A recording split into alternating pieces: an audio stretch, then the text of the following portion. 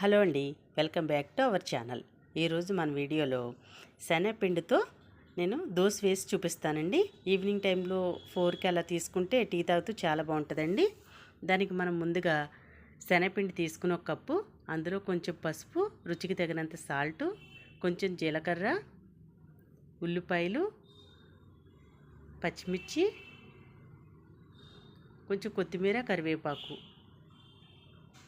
వేసుకుని కొంచెం కారం వేస్తున్నానండి, కొంచెం స్పైసీ కోసం.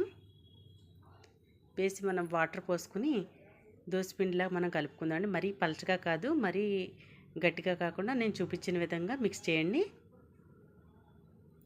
ఇందులో ఇలా మిక్స్ చేస్తున్నప్పుడు కొంచెం నేను గరం మసాలా వేస్తున్నానండి, చాలా బాగుంటుంది ఫ్లేవరు. ఇలా ఈ విధంగా మిక్స్ చేసుకుని మనం ప్యాన్ పెట్టుకుని కొంచెం ఆయిల్ వేస్తున్నానండి, చాలా లిటిల్ బిట్ ఆఫ్ ఆయిల్. మనం ఎందుకంటే డీప్ ఫ్రై కాదు కాబట్టి చక్కగా తినొచ్చండి, ఏం పర్వాలేదు. ఈ విధంగా మనం దోశ కింద వేసుకుని పలచగా కాకుండా ఈ విధంగా చూపించిన విధంగా వేయండి. కొంచెం ఆయిల్ వేసుకుని వన్ సైడ్ కాలినాక మళ్ళీ రెండో వైపు తిప్పుతామండి.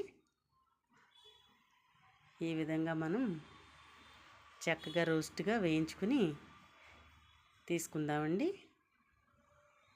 ఇలా 1 బై 1 మనం అన్నీ వేసుకుని తీసుకుందాము.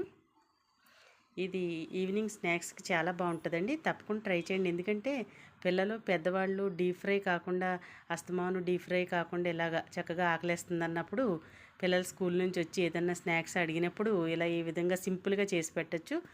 5 మినిట్స్లో అయిపోద్దండి. ఇందులో కొంచెం క్యారెట్ తురుము కూడా వేసుకోవచ్చు, నేను వేయలేదు కాబట్టి చెప్పలేదు. వేసుకుంటే ఇంకా బాగుంటుందండి, తప్పకుండా ట్రై చేయండి, చాలా బాగుంటుంది. తప్పకుండా ట్రై చేసి ఎలా ఉందో కామెంట్ చేయండి. చూడండి, చాలా టేస్టీగా ఉంటుంది. మా వీడియో కనుక మీకు నచ్చినట్టయితే లైక్ చేయండి, షేర్ చేయండి, సబ్స్క్రైబ్ చేయండి.